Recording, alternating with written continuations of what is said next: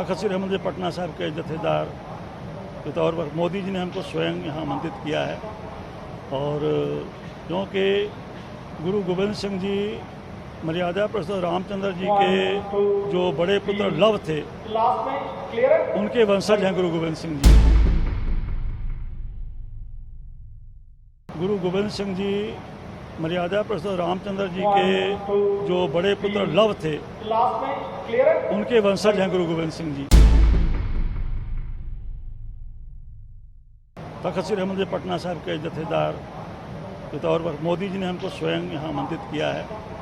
और क्योंकि गुरु गोविंद सिंह जी मर्यादा पुरुषोत्तम रामचंद्र जी के जो बड़े पुत्र लव थे, उनके वंशज हैं गुरु गोविंद सिंह जी। तख्त श्री हरिमंदिर पटना साहिब के जत्थेदार के तौर पर मोदी जी ने हमको स्वयं यहाँ आमंत्रित किया है। और क्योंकि गुरु गोविंद सिंह जी मर्यादा पुरुषोत्तम रामचंद्र जी के जो बड़े पुत्र लव थे, उनके वंशज हैं गुरु गोविंद सिंह जी। और कुशु के वंशज हैं गुरु नानक देव जी बेदी थे, और सोढ़ी जो है गुरु गोविंद सिंह जी वो लव के वंशज हैं। तो हमारे तो पूर्वज थे। भाई सूरज सिंह जी, वाहिगुरू जी का खालसा वाहिगुरू जी की फतेह जी। ਵਾਹਿਗੁਰੂ ਜੀ ਕਾ ਖਾਲਸਾ ਵਾਹਿਗੁਰੂ ਜੀ ਕਾ ਖਾਲਸਾ ਵਾਹਿਗੁਰੂ ਜੀ ਕੀ ਫਤਿਹ। ਸੋ ਸਭ ਤੋਂ ਪਹਿਲਾਂ ਤੇ ਤੁਹਾਡਾ ਸਿੱਖ ਕੌਮ ਵੱਲੋਂ ਧੰਨਵਾਦ ਕਰਦੇ ਹਾਂ। ਤੁਸੀਂ ਪਹਿਲਾਂ ਵੀ ਡਟ ਕੇ ਵਿਰੋਧ ਕੀਤਾ ਹੈ, ਪਰ ਅੱਜ ਦੀ ਵੀਡੀਓ ਕਲਿੱਪ ਜਿਹੜੀ ਸ਼ਾਇਦ ਤੁਹਾਡੇ ਤੱਕ ਪਹੁੰਚ ਗਈ ਹੋਵੇਗੀ ਕਿ ਜਿਹਦੇ ਵਿੱਚ ਪੂਰੀ ਤਰ੍ਹਾਂ ਉਹ ਦਰਕਿਨਾਰ ਜਿਹੜਾ ਕਰ ਦਿੱਤਾ ਗਿਆ। ਆਪਾਂ ਕਹਿ ਸਕੀਏ ਕਿ ਸਿੱਖਾਂ ਦੀ ਵੱਖਰੀ ਸਟਰਗਲ ਨੂੰ ਖਤਮ ਕਰਨ ਦੀ ਕੋਸ਼ਿਸ਼ ਕੀਤੀ ਗਈ ਹੈ, ਕਿਉਂਕਿ ਇੱਕ ਸਾਬਕਾ ਜਥੇਦਾਰ ਜਦੋਂ ਇਹੋ ਜਿਹੇ ਬਿਆਨ ਦੇ ਦਿੰਦਾ ਤਾਂ ਫਿਰ ਢਾਹ ਤਾਂ ਕਿਤੇ ਨਾ ਕਿਤੇ ਲੱਗਦੀ ਹੈ। ਕੀ ਕਹੋਗੇ? ਇੰਨਾ ਰੋਸ਼ ਸੰਗਤ ਦੇ ਵਿੱਚ ਹੈ। ਹਜ਼ਾਰ ਕਿੰਨੇ ਫੋਨ ਆ ਚੁੱਕੇ ਨੇ। ਅੱਛਾ। ਔਰ ਇਸ ਤਰ੍ਹਾਂ ਦਾ ਬਿਆਨ ਸਾਬਕਾ ਜਥੇਦਾਰ ਜਿਹੜੇ पूर्व ਚ 35 ਸਾਲ ਦਾ ਅਨੁਭਵ ਕਹਿੰਦੇ ਨੇ ਕਿ ਮੇਰੇ ਕੋਲ 35 ਸਾਲ ਦਾ ਅਨੁਭਵ ਹੈ। ਬਿਲਕੁਲ। ਮੈਨੂੰ ਸ਼ਰਮ ਆ ਰਹੀ ਹੈ ਕਿ ਉਹਨਾਂ ਨੇ ਕਹਿ ਕੀ ਦਿੱਤਾ ਹੈ। ਅਗਰ ਉਹਨਾਂ ਕੋਲ ਇਹ ਚੀਜ਼ਾਂ ਦੀ ਐਵੀਡੈਂਸ ਹੈ, ਮੈਂ ਸ੍ਰੀ ਅਕਾਲ ਤਖਤ ਸਾਹਿਬ ਦੇ ਅੱਗੇ ਬੇਨਤੀ ਕਰਾਂਗਾ ਉਹ ਐਵੀਡੈਂਸ ਜੋ ਗੱਲ ਉਹਨਾਂ ਨੇ ਬੋਲੀ ਹੈ ਔਨ ਰਿਕਾਰਡ ਉਹ ਐਵੀਡੈਂਸ ਦੇਣ, ਨਹੀਂ ਤੇ ਪੰਥ ਤੋਂ ਛੇਕਿਆ ਜਾਏ ਉਹਨਾਂ ਨੂੰ। ਔਰ ਅਸੀਂ ਸਿੱਖ ਕੌਮ ਇਸ ਚੀਜ਼ ਨੂੰ ਸਾਡੇ ਗੁਰੂ ਸਾਹਿਬ ਦੇ ਇਤਿਹਾਸ ਦੇ ਨਾਲ ਅਗਰ ਕੋਈ ਛੇੜਛਾੜ ਕਰੇ, ਸਿੱਖ ਕੌਮ ਇਸ ਚੀਜ਼ ਨੂੰ ਬਰਦਾਸ਼ਤ ਨਹੀਂ ਕਰ ਸਕਦੀ ਹੈ। ਔਰ ਅਗਰ ਉਹਨਾਂ ਕੋਲ ਐਵੀਡੈਂਸ ਨਹੀਂ ਹੈ ਤਾਂ ਲਿਖਤੀ ਤੌਰ ਤੇ ਮਾਫੀ ਮੰਗਣ, ਔਰ ਮਾਫੀ ਮੰਗਣ ਦੀ ਗੱਲ ਤੇ ਬਾਅਦ ਹੀ ਅਕਾਲ ਤਖਤ ਸਾਹਿਬ ਨੂੰ ਬਿਲਕੁਲ ਇਹਦੇ ਤੇ ਐਕਸ਼ਨ ਲੈਣਾ ਚਾਹੀਦਾ ਹੈ। ਪੂਰੀ ਦੁਨੀਆ ਦੇ ਸਿੱਖਾਂ ਦਾ ਰੋਸ਼ ਹੋਏਗਾ ਇਹ ਸੁਣਨ ਦੇ ਬਾਅਦ।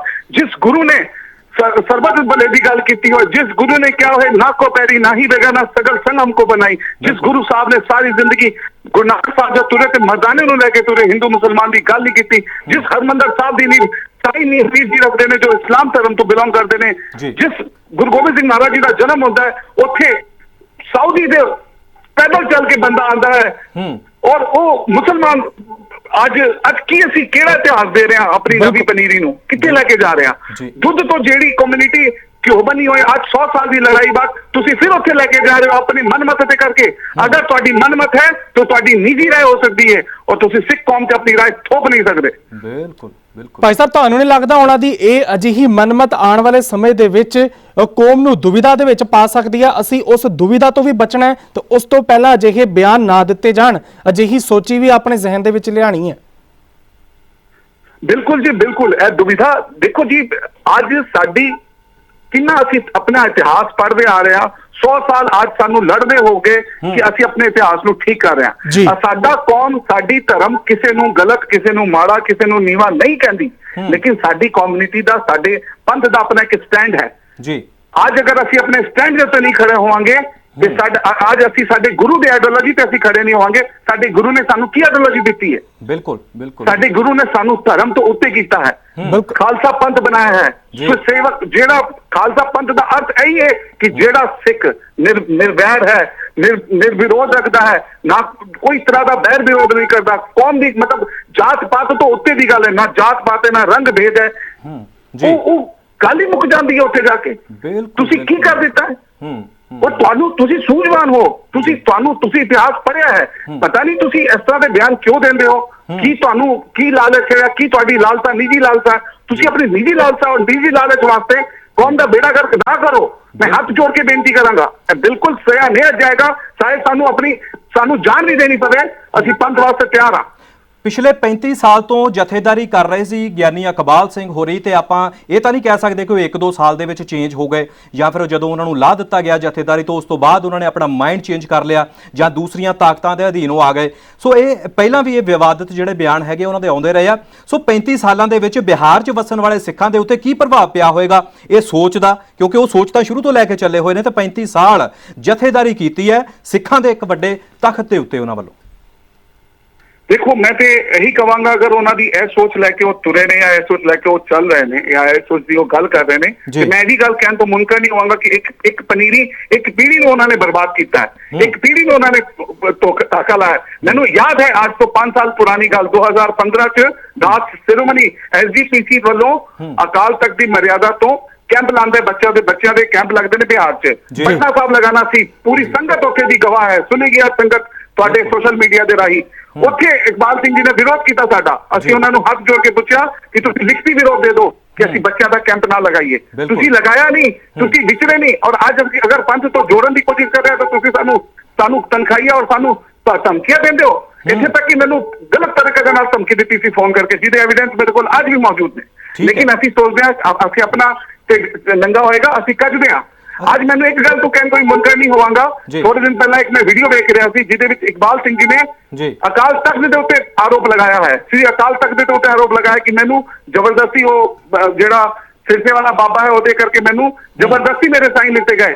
ते तुसी 4 साल चुप रहे, 4 साल बाद तुहाडी आवाज आई, जब तुहाडी जथेदारी चली गई तब तुसी बयान दिता। ਇਹਦਾ मतलब तुसी उस दे विच उन्ने ही दोषी सी के जिन्ने वो दोषी हैगे ने, जिन्हां तो तुसी दोष ला रहे हो। ਅਖੀਰਲਾ ਸਵਾਲ ਭਾਈ लोग नहीं देख रहे ने ਜੀ ਭਾਈ ਸੂਰਜ ਸਿੰਘ ਜੀ, ਅਖੀਰਲਾ ਸਵਾਲ ਹੈ ਕਿ ਤੁਹਾਡੀ ਕਮੇਟੀ ਵੱਲੋਂ ਹੁਣ ਕੋਈ ਐਕਸ਼ਨ ਲਿਆ ਜਾਵੇਗਾ, ਵੱਡਾ ਐਕਸ਼ਨ, ਕਿਉਂਕਿ ਸੰਗਤ ਉਡੀਕ ਕਰ ਰਹੀ ਹੈ। ਚੇਅਰਮੈਨ ਬਿਲਕੁਲ ਧਰਮ ਪ੍ਰਚਾਰ ਦੇ ਚੇਅਰਮੈਨ ਸਰਦਾਰ ਲਖਵਿੰਦਰ ਸਿੰਘ ਜੀ ਥੋੜੀ ਦੇਰ ਜੀ ਤੁਹਾਡੇ ਨਾਲ ਲਾਈਨ ਤੇ ਜੁੜਨਗੇ ਔਰ ਮੈਂ ਪ੍ਰਬੰਧਕ ਕਮੇਟੀ ਨੂੰ ਬੇਨਤੀ ਕਰਾਂਗਾ ਔਰ ਸਾਡੇ ਵੱਲੋਂ ਅਕਾਲ ਤਖਤ ਸਾਹਿਬ ਦੇ ਅੱਗੇ ਬੇਨਤੀ ਹੋਏਗੀ ਕਿ ਇਹਦਾ ਸਪਸ਼ਟੀਕਰਨ ਦਿੱਤਾ ਜਾਏ, ਸਾਨੂੰ ਪ੍ਰੂਫ ਦਿੱਤਾ ਜਾਏ ਕਿ ਅਗਰ ਜਿਹੜੀ ਗੱਲ ਉਹਨਾਂ ਨੇ ਕਹੀ ਉਹ ਸਹੀ ਹੈ, ਅਗਰ ਉਹ ਸਹੀ ਨਹੀਂ ਹੈ ਤਾਂ ਉਹਨਾਂ ਤੇ ਸਖਤ ਤੋਂ ਸਖਤ ਕਾਰਵਾਈ ਕੀਤੀ ਜਾਏ। ਬਹੁਤ ਧੰਨਵਾਦ। ਵਾਹਿਗੁਰੂ ਜੀ ਕਾ ਖਾਲਸਾ, ਵਾਹਿਗुरु जी की फतेह। तख्त श्री हरिमंदिर पटना साहिब के जथेदार के तौर पर मोदी जी ने हमको स्वयं यहाँ आमंत्रित किया है और क्योंकि गुरु गोविंद सिंह जी मर्यादा पुरुषोत्तम रामचंद्र जी के जो बड़े पुत्र लव थे उनके वंशज हैं गुरु गोविंद सिंह जी। गुरु गोविंद सिंह जी मर्यादा पुरुषोत्तम रामचंद्र जी के जो बड़े पुत्र लव थे उनके वंशज हैं गुरु गोविंद सिंह जी। तख्त श्री हरिमंदिर पटना साहिब के जथेदार के तौर पर मोदी जी ने हमको स्वयं यहाँ आमंत्रित किया है और क्योंकि गुरु गोविंद सिंह जी मर्यादा पुरुषोत्तम रामचंद्र जी के जो बड़े पुत्र लव थे उनके वंशज हैं गुरु गोविंद सिंह जी।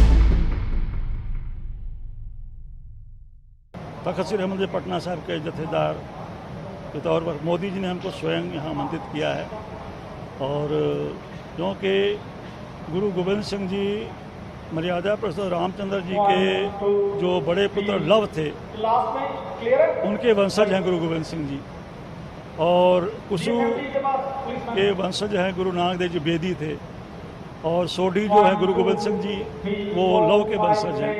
तो हमारे तो पूर्वज थे, तो हमारे तो पूर्वज थे, तो हमारे तो पूर्वज थे, तो हमारे तो पूर्वज थे।